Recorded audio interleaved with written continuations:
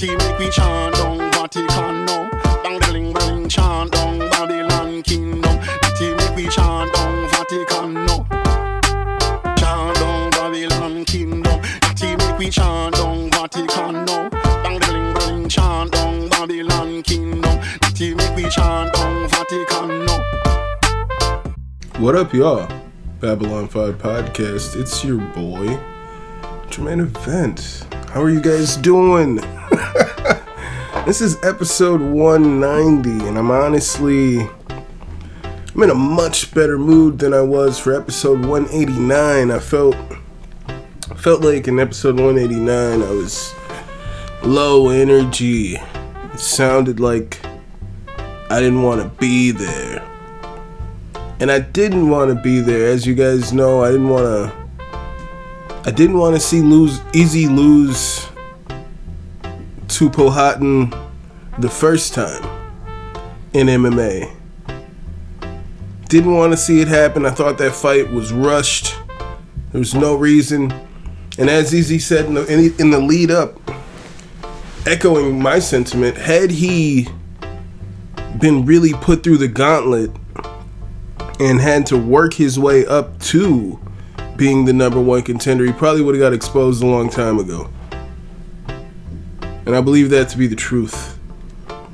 So last week, going into the rematch, talking about the rematch between Israel Adesanya and Alex Pereira, I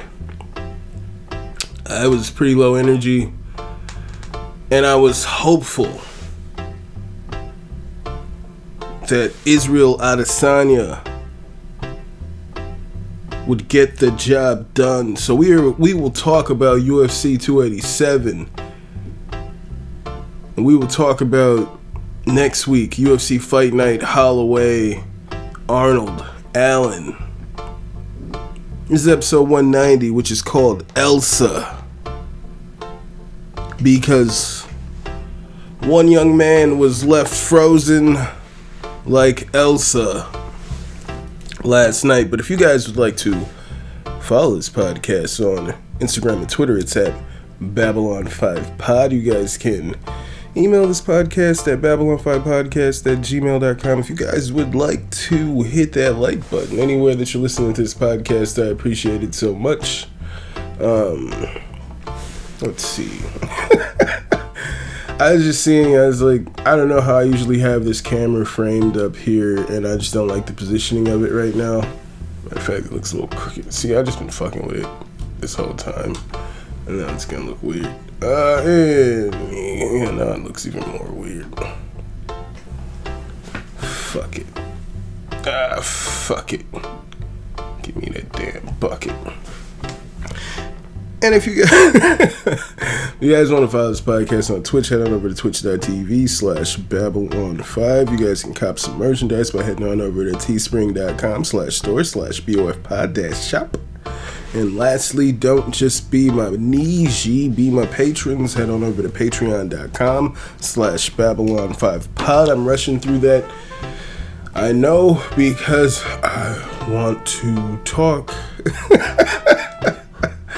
about the amazing ending to UFC 287. Last week I was low energy. I was worried that we were gonna see Izzy lose again to this stalking Alex Pereira. But no, ladies and gentlemen, no, not this time. Not this time. Israel Adesanya defeats Alex Pereira via second round knockout. And I screamed. I got pretty emotional when that went down, ladies and gentlemen. I got pretty emotional. As I said after the last fight, as I said after the last fight, where am I? 4 minutes in. Sorry. As I said after the last fight, Izzy has been my favorite fighter since I became aware of Izzy. My desktop has always been Izzy ever since the Anderson Silva fight. You know what I'm saying? He inspires me, and he definitely should have inspired a lot of people last night, and that was the point of his post-fight speech, his interview. He's like, you guys will never have a feeling like this if you guys just don't fucking put yourself out there. Try. Dare to fail, you know what I'm saying? Essentially is what Adesanya was saying. I don't remember the quote. I don't remember the quote exactly, but my nigga was getting it. You know what I'm saying?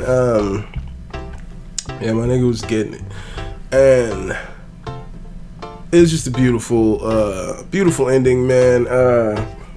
It felt like a weight was lifted off of my shoulders as a diehard Izzy, as an open Izzy fucking supporter. Since that fight, you see this tweet here, niggas is talking about, I said Izzy wins in 2. That was my prediction. Is that Israel would defeat Alex Pereira in 2 rounds. And he knocked him out just before the end of the second round. Alright? That was my prediction. Leading into that fight was Israel would finish him in 2 rounds, and he did it. And he fucking did it. I was very emotional, man.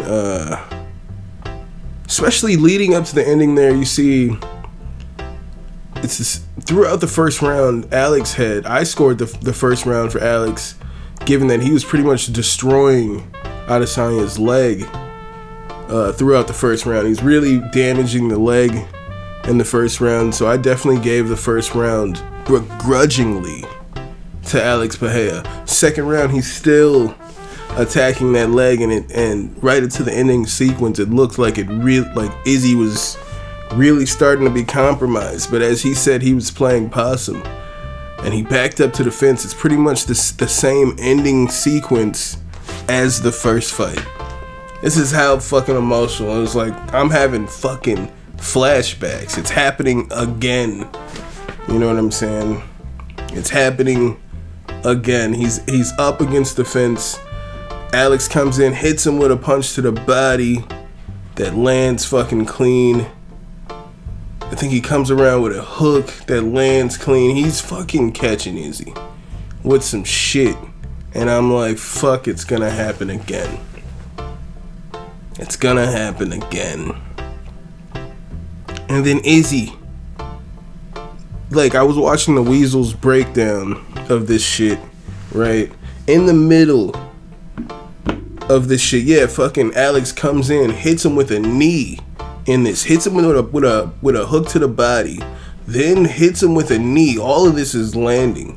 And the Weasel's breakdown, he shows how, like, even as those punches are coming in, Izzy's just eyes open. He's got his guard up, but he's watching Pereira the whole time. Alright? He was waiting for the perfect opportunity. And as soon as he saw an opening, Izzy came in, caught him with the jab to fucking, you know what I'm saying, to stumble him a bit. And then he got him with the overhand right, and that fucking made him dip exactly as he did in the first fight. But this time it wasn't the end of the round. Alex was saved by the bell in the first fight. But we had about 40 seconds left in this round, so there came a second overhand, which knocked Alex Pereira out cold. And Izzy hit him with a nice hammer fist for good measure as he laid there unconscious on the ground. And then he beautifully takes Powhatan's taunt and shoots the bow and arrow 3 times at Powhatan, and then he breaks the bow.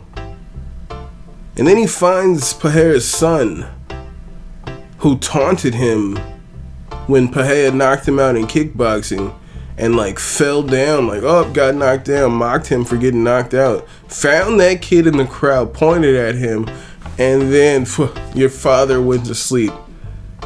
Mocked him. This is 2017. I believe it was 2017 when this fucking happened, when he knocked out Izzy in kickboxing. And his son did that taunt. And here we are in 2023, yes. And Izzy beautifully mocked that little boy. Alright. He had that whole family in tears, and I loved it. I fucking loved it, ladies and gentlemen. I was wilding on Twitter. I need to calm down. And I loved it because, as an Izzy fan, I've just been seeing the abuse Izzy's been getting online since that last fight. I saw the reaction of Volk. Matter of fact, I'm gonna play some of that right here. Because if y'all go to my YouTube channel, y'all can see my... Shit, I'll play it right here. I'll play it. This is me. Izzy's hurt. His leg is hurt. I thought it was gonna be over. He's getting beat up against the fence. Fuck. All he heard is, yes! He knocked him out! Yes! Yes! Yes! See, I'm like very emotional. Knock that nigga out in two! Yes! Yeah, so I was over the fucking talk. But it's like pretty much the same with Volk.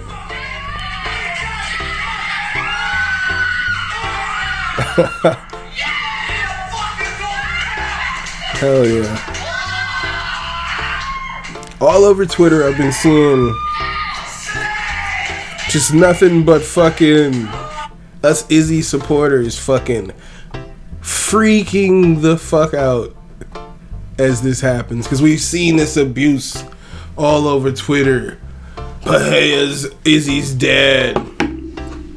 And then Izzy fucking wore that dog collar, which, if you get the reference, he was referencing the movie Unleashed, where Jet Li is a slave that wears a dog collar, but when he takes the dog collar off, he attacks his target relentlessly, beat the shit out of you.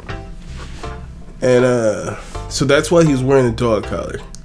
But everybody's like, oh, he's wearing the dog collar because he knows that Alex is about to dog walk him. And it's like, fuck, dog. It's just nothing but abuse for months. Ever since he fucking beat Izzy, it's just been nothing but abuse. Izzy can't do anything. Izzy threw out the first pitch. Here comes the memes. All right, here's Alex practicing his pitch so he can do it better than Izzy. This is all we're seeing. All right? Non-stop for months. It was just, it felt so amazing to see Izzy knock that motherfucker out. And it was just beautiful that it happened to be in 2 rounds, as I predicted. But it was just, it was so amazing, ladies and gentlemen. We're just going to keep this on the screen. I'm gonna talk about some more fights. I got a little bit more to say. He even he addressed Dricus du Plessis. If you guys are long time listeners, first time callers, then you guys should know that I don't fuck with the way Dricus du Plessis and that other Cameron Simon, them white niggas from South Africa. I don't like how them niggas be talking, trying to get the UFC to not go to Nigeria. How come you can't go to Lagos? Kanye's got me. Why can't you go to Nigeria? Just the way they've been talking against going to the UFC going to Nigeria. Like, it just didn't sit well with me. And I was like, I don't care if it seems like I'm tripping. I'm gonna speak out on this. And then Kamaru and Izzy both are like, yo, bro needs to watch his fucking mouth. Like, everybody else is like, yo, you're fucking wild. That's what, exactly as I was feeling. The African fighters are like, yo, like, I want to beat his fucking ass. Like, he needs to watch how he's fucking talking. So I'm happy that he addressed Dricus. He didn't say his name, but he said he wants to beat his ass in South Africa or Nigeria. And he was like, I don't want to say, he didn't say his name. He was like, I don't want to give this nigga any clout. But he was just saying, like, he's got to do something to impress me so that I can whoop his ass. Because he's definitely not a contender right now. Well, he's not the number one contender. He just beat who he just beat? Derek Brunson. Yeah, I was there. He just beat Brunson. Brunson gassed himself out. But whatever. We'll see. Dricus doesn't necessarily impress me that much. He usually looks terrible in the first round against... Well, he looked great in the first round against Darren Till. That was crazy. That was nuts. Alright? He looked great against Darren Till in the first round. But I don't know, he seems tough. I don't think that would work against Izzy. Just trying to out tough Izzy. But what's next for Izzy, we don't know. He was saying he doesn't want to talk about it pretty much because he knows the questions I feel like that people are going to ask him is about Khamzat Chimaev. Everybody's going to ask him, like, are you fighting Khamzat Chimaev next? And he just fucking beat Pahea. He just knocked out Pahea. Go fuck yourself. Let him enjoy the fucking moment. Like, I knew that they all just wanted to ask about Khamzat. It's just crazy that immediately after this fight, you've been training for months for this fight, and the second it's over, they're like, alright, so who's next? What are you doing after this? What are you training for immediately after you leave the arena? Like, don't fucking celebrate what the fuck you just did. But it's probably gonna be Khamzat Chimaev next. I'm not sure who else would be a contender other than like Whitaker. And he was saying like outwardly he doesn't want to fight the same guys again. So he's already shutting down a Whitaker fight. Yeah, he's already shutting that down. So it pretty much would probably be Khamzat Chimaev. We will see. Though I was seeing that they were talking about Khamzat versus Paulo. But they're not going to do Paulo versus Izzy right now. Maybe if Paulo beat Khamzat, then sure. But I think that it would make more sense to just push Khamzat to Izzy. I'm a big fan of both. I don't really want to see that fight happen. I would much rather see... I would rather see Khamzat at 170. That's what I wanted. I wanted him to fight Shavkat. But I don't think that'll happen now. So I think that's what's next for Izzy. It's probably Khamzat Chimaev. A lot of people, or even Dana, was saying that Alex Pahea is just going to move to 205 after this fight. He's saying Pahea is not going to fight at middleweight after this. Which he was just your middleweight champion. Like an hour before you said he's not gonna fight at that weight class no more, he was your champion. An hour before that statement. That's weird. Maybe there are nefarious activities, felonious intent from because Izzy was trying to make some claims that were suggesting that Alex Pahea was using an IV to rehydrate, because they're saying this man cuts like 50 pounds and then jumps back up to like 215, 220 somehow. He cuts down to 185 and is back up to like 220 by the time they fight. So he's saying like clearly this nigga's using an IV, or he's alluding to it, but he still knocked that motherfucker out. But with Dana just saying, nah, he's going to another weight class immediately after that, sounds like what is you know what I'm saying? Is there felonious intent? Was there some shit going on behind the scenes, like that certain people knew about these fucking this IV usage, and pretty much nobody else knew about it? It's only a few niggas that were using IVs, a few niggas defending the use of IVs. And everybody else saying like, shit, I didn't know we could use IVs. That's everybody else. I didn't know we could use IVs. So I wonder was there some shit going on there. I mean, we will never know. We will never know. But looking at this card, just moving on, I want to go first fight. Sam Hughes defeats Jacqueline Amorim. Now, so Sam Hughes, crazy as fuck, right? After her fight, in the post-fight, like she's talking to people in the back, and she's like, my boyfriend bet $1,000 on me. And she was the underdog. It doesn't matter the odds. Doesn't matter the odds. But she was like, he bet that money on me and I want some of it. Right? This is what she said.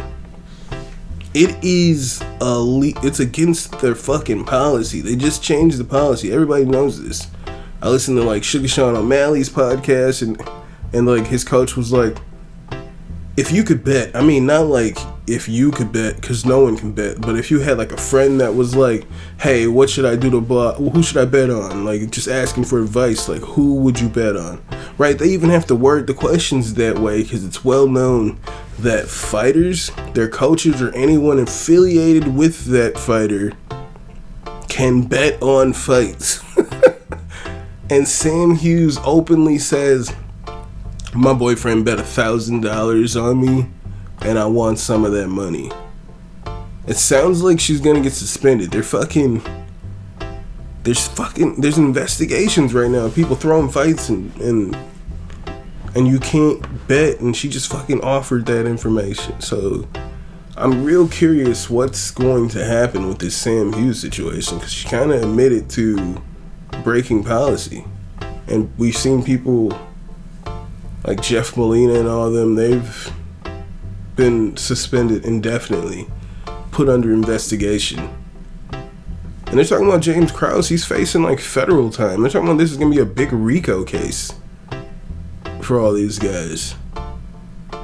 I'm not saying Sam Hughes is somehow going to get added on to that or not. I mean, but don't fucking say you're participating in the shit that they're trying to stop from happening. Oh no, we're still betting.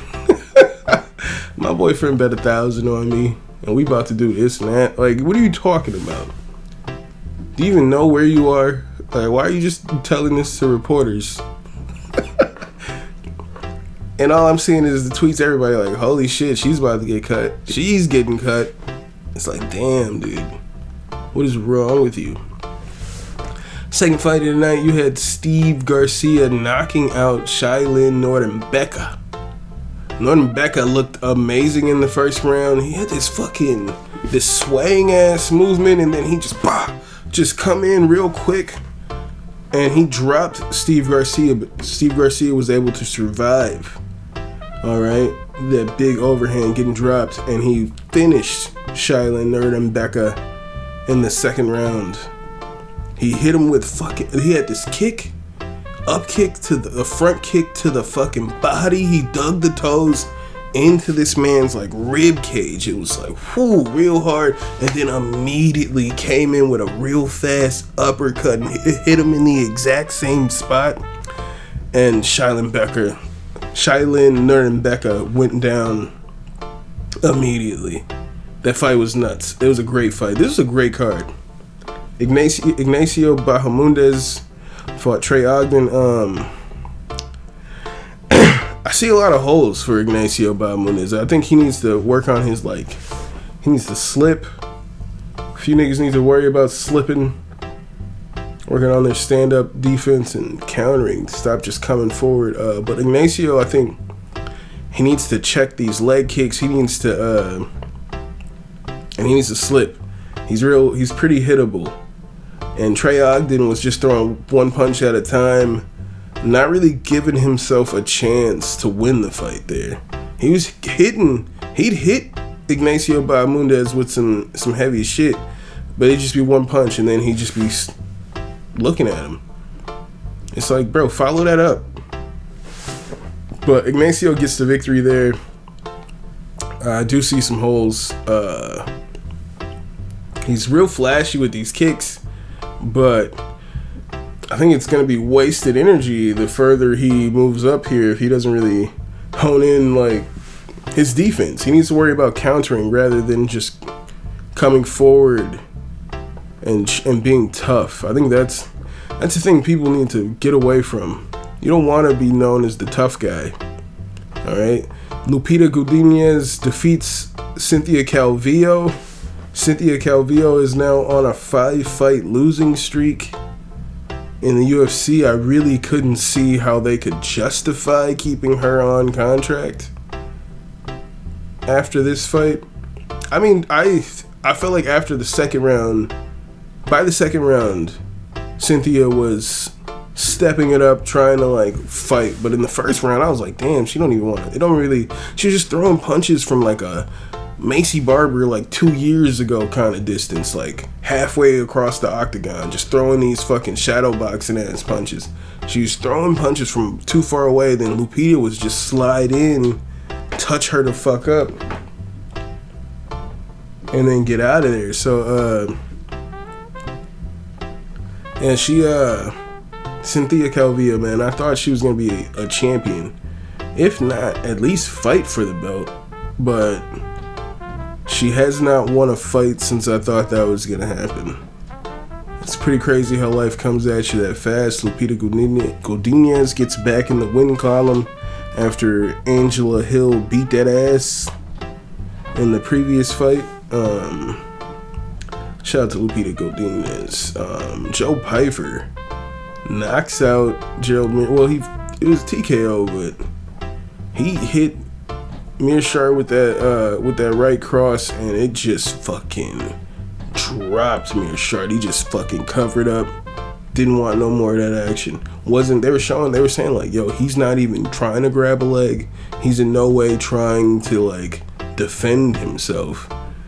Like, or he's no way trying to stay in this fight. He's just covering up and hopes the ref stops it. But the ref wasn't stopping it. He was just taking abuse. It was fucking weird. But Joe Pyfer might be the real deal. Gerald Mearshart looked fantastic in his last fight against Bruno Silva, but Joe Pyfer finishes Mearshart in the first round, man. It's a good fight. Luana Pinejo defeats Michelle Waterson Gomez. I scored it for Pinejo. I gave her the first 2 rounds. Waterson the third. Waterson was trying to key-eye her way to another victory. Seen a lot of people upset, like, what fight are they watching?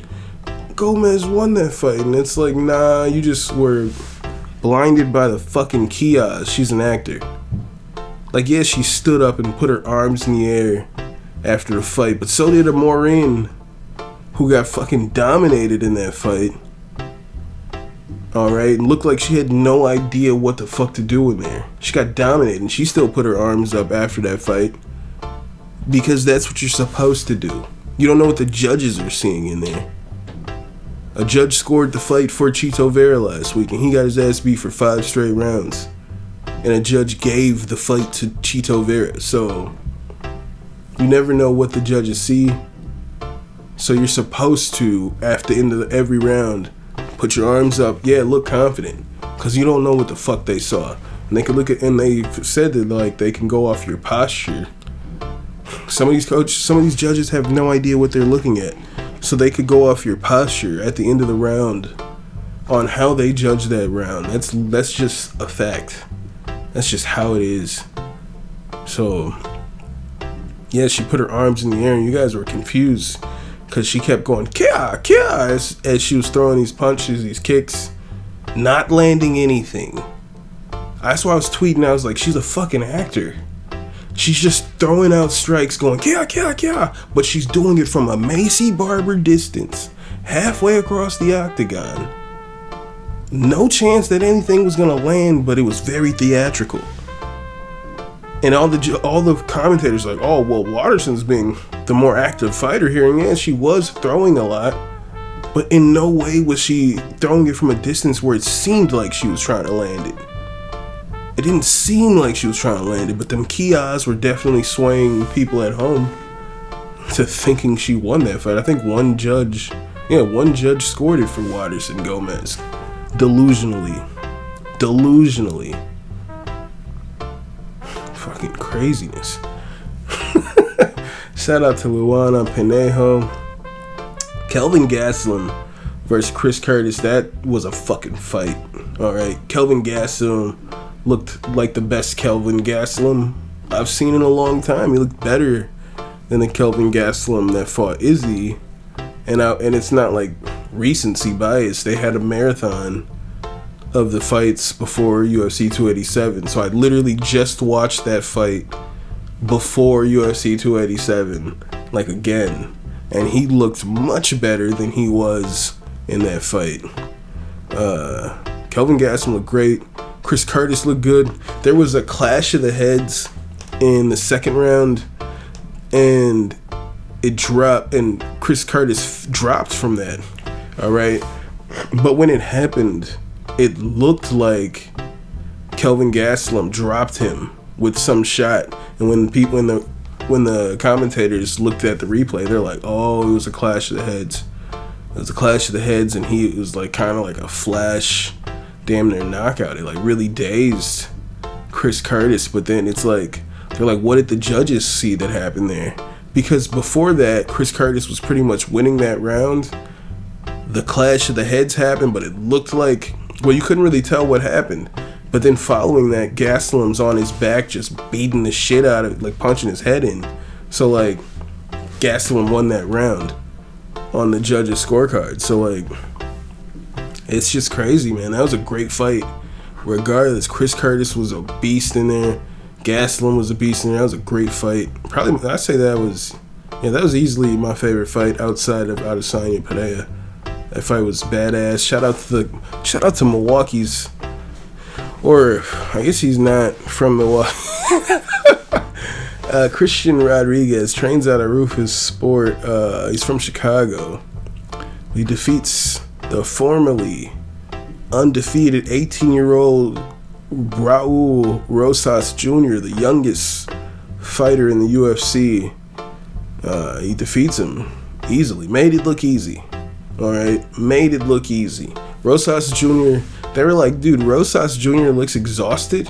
And Rogan was like, he's done this like he's done this like cross thing over his chest. He's like, he's done that like 8 times. Like, they were like, he's like barely listening to his corner, and he just keeps doing this like prayer cross thing before the fucking last round. He had no idea what to do there. He's getting his ass beat. Alright, he's just had no idea what to do in there. It's crazy. This nigga was talking about he's gonna be a multi-weight champion. He said after this fight he wants to fight someone in the top 15. He doesn't want a slow roll. Dude, you just got dominated by somebody most people had no idea who the fuck Christian Rodriguez was. And you just got dominated. So, matter of fact, I saw niggas tweeting like, you just got dominated by who the fuck was that? I saw niggas tweeting that. I was like, damn. Well, shit, now we got a new prospect. Y'all niggas need to pay attention to Christian Rodriguez, because he looked phenomenal against the guy who, for whatever reason, got a main card spot over Chris Curtis and Kelvin Gastelum. Doesn't make any sense. Kevin Holland defeats Santiago Ponzinibbio via TKO in the third round, man. That was fucking crazy fight. Crazy fight. Kevin Holland looked great. There was like too many high fives. He was very focused in the first round. About the end of the second round, it was like high fives. It was like maybe 3 high fives. It was like, oh, there's too many high fives. He's doing it again. But then he knocked that nigga out in the third round. Kevin Holland, man, if he could focus and just focus and develop, work on your shit, he could be a top contender, man. He gets to finish over Santiago Ponzinibbio, but Ponzinibbio was working that leg. I thought he was getting close to, if he turned it up, getting a finish over Kevin Holland. Kevin Holland finishes him, so shout out to Kevin Holland on that. Rob Font knocks out Adrian Yanez in the very first round, man. That fight was nuts, alright? It was less than one round of insanity. Alright, great striking. Yanez was touching Font up just a bit in there, and then Font just knocked this nigga on his ass. He knocked him off his feet. Just knocked this boy the fuck out. I was like, whoa, man. I saw the Weasel pick Rob Font, and I was like, yo, you're crazy. Yanez is like, I was like, Yanez is a black belt, got some of the sharpest boxing I've ever seen. And like, the Weasel was like, yeah, but Yanez gets hit too much, and Rob Font has one of the best jabs in the division. And sure enough, that was the whole fucking game. That jab was fucking Yanez up. And Yanez gets finished in the first round. He made it look easy. Alright? Rob Font made it look easy in the co-main event. Gilbert Burns retires. The wackest motherfucker around. The wackest motherfucker. Jorge Masvidal, who, after his fight, he announces retirement and then calls George Bush the greatest president we've ever, or of all time, and then he starts a "Let's Go Brandon" chant. That's your boy. That's the guy you guys fucking love. Street Judas Jorge Masvidal. Trash. Just trash. That's your boy. Then next week, alright, we have, ladies and gentlemen, gents, shit. You know what happened? I shrunk this thing down. I was like, where are all my tabs? It's like I shrunk it down to a sliver. There it is. There's my tabs.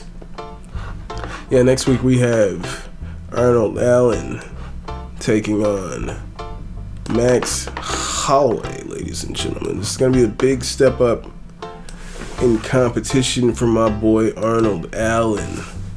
Let's see who the favorite is. Betting odds. Of course, Max Holloway, former champion. Blessed. Max Holloway is the slight favorite at a minus 170. I like them odds for... If you guys are in the place where you can bet on sports, Arnold Allen at plus 145 is a live dog, in my opinion. You got 62% of Tapology going with Max Holloway, man. I'd like to see people have to explain. I'd like niggas to have to explain why you're picking Max Holloway to beat Arnold Allen. I mean, I guess Max has been champion, and only nigga we've really seen beat Max is Volkanovski lately, right? It's not like he's dropping one of this guy, beating that person, losing the next fight, beat the next person, lose that. You know what I'm saying? It's not. He only pretty much loses to Volkanovski and Poirier as of late. Arnold Allen don't lose to nobody, nigga. Arnold Allen's 19-1. Only loss coming via decision in Cage Warriors back in 2014. Arnold Almighty. I'm going with Arnold Allen in this fight. I think he could stop Max Holloway. I think Holloway is very touchable. I think what Arnold does in there with the punches and bunches and his power, I think he can overwhelm Max Holloway early and get Max out of there. I think he's going to end Max's streak of not being dropped that Volkanovski couldn't do, but I'll be damned if Volkanovski didn't fuck that nigga up in the pursuit of dropping him. And after all those fights, even in the victory against Yair, I think he's just been taking so much damage recently. He's the most hit fighter in UFC history, I believe. He's absorbed the most head strikes out of any fighter in UFC history. And if that's going to be the issue that's going to be what's happening in a fight with Arnold Allen, I think you guys need to bet the fucking house on the underdog, Arnold Allen. If you live in a place where you can do things like that. If you live in Wisconsin, and you guys need to put Arnold Allen on your DraftKings roster. If that's where you live. Or if you play Verdict. I don't know, I just downloaded that shit. I've been looking at it recently, but whatever. Verdict seems cool. I'm just getting into this DraftKings shit. But I'm fucks with it. So yeah, I'm rolling with Arnold Allen. I think he's gonna finish Max Holloway. If not, like in the second, if not the first round. I think he's gonna overwhelm Max and just be too powerful with punches and bunches. I'm going Arnold Allen. And the co-main event is gonna be a fucking banger. Edson Barboza versus Billy Quarantillo. Quarantillo's fucking game. I fucking love Quarantillo. Alright? Quarantillo's a fucking gamer. And Barboza is the favorite for people on Tapology. He's the underdog. Barboza is the slight underdog. Dude, yeah, this is a tough fight. I don't know. Barboza is also 37 years old. He's coming off a 2-fight. He's on a 2-fight losing streak. Was it Makwan? Did he lose to Makwan? No, he beat Makwan. He lost to Giga Chikadze, who is kind of mid.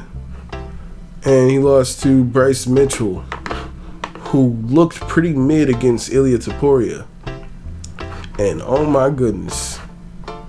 It says Ilia Topuria was scheduled to fight Edson Barboza after he lost to Bryce Mitchell. He was going to fight Topuria. He'd be on a 3-fight losing streak already. I think Billy can get it done here, man. Billy Quarantillo, 34, he's just game, man. He's a fucking gamer. Alright? I'm going Quarantillo. And in the fight before that, you got Dustin Jacoby, who I fucks with, man. I fucks with Dustin Jacoby. He's just a fucking gritty motherfucker. He's skillful. Lost a split decision to Khalil Roundtree in his last fight, and now he's up against Azmat Murzakhanov.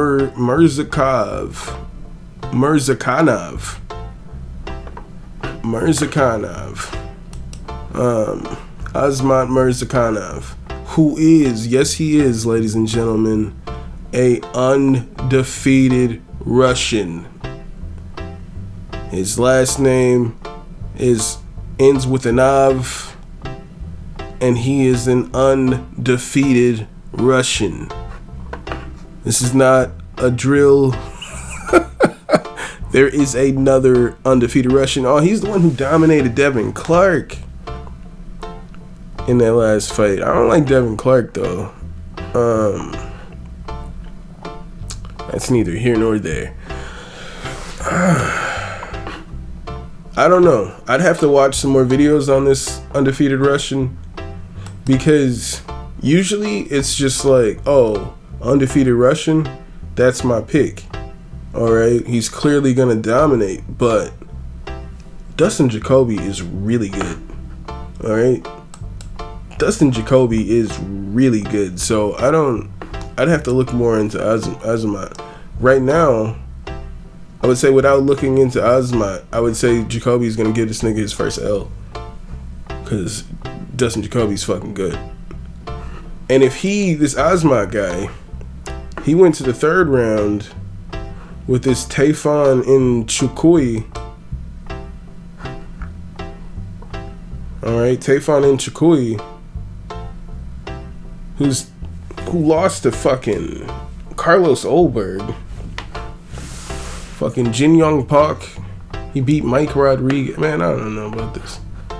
If you went to the third round with that guy, and you think you're about to beat Dustin Jacoby? Dustin Jacoby is fucking good. He's good. He's really good. I'm definitely going with Dustin Kobe. There's some good fights on this card next week, ladies and gentlemen. Where are these niggas going to be at? Kansas. They're in Kansas City, Missouri. They're not in Kansas. They're in Kansas City, Missouri. And you got Pedro Munoz versus Chris Gutierrez. That's an interesting fight. Clay Guida, Rafa Garcia. That's gonna be. I'm all in on Rafa. Rafa's my boy. I'm going Rafa Garcia on that one. Brandon Royval versus Mateus Nicolau. Well, I think he was quartering Panejo last night, I believe. There's some good fights on here, man. Jillian Robertson versus Piera Rodriguez. Lando Venata versus Daniel Zellhuber. Some good fights, ladies and gentlemen. Next week is going to be a good card. We're starting off with Jocelyn Edwards versus Pudilova, Lucy Pudilova. That's interesting. That's a good fight to start the card off. Okay, we got some ladies that can fucking bang to start this card. It's going to be a good card next week, ladies and gentlemen, so I'm excited for that. And you guys should too. And if you guys would like to follow this podcast on Instagram and Twitter, it's at Babylon5Pod. You guys can follow. Let me go ahead and put this back on the screen. You guys can email this podcast at Babylon5podcast@gmail.com. If you guys would like to hit that like button anywhere that you're listening to this podcast, I'd appreciate it so much. If you guys would like to follow this podcast on Twitch, you can go ahead and follow the podcast at twitch.tv/Babylon5. If you guys would like to cop some merchandise, head on over to teespring.com/store/BOFpod-shop. And lastly, don't just be my Niji, be my patrons. Head on over to patreon.com/Babylon5pod and you can be my patron today. Thank you guys so much for being here another week, the 190th straight week. This episode is called Elsa, because Israel Adesanya left Alex Pereira frozen like Elsa.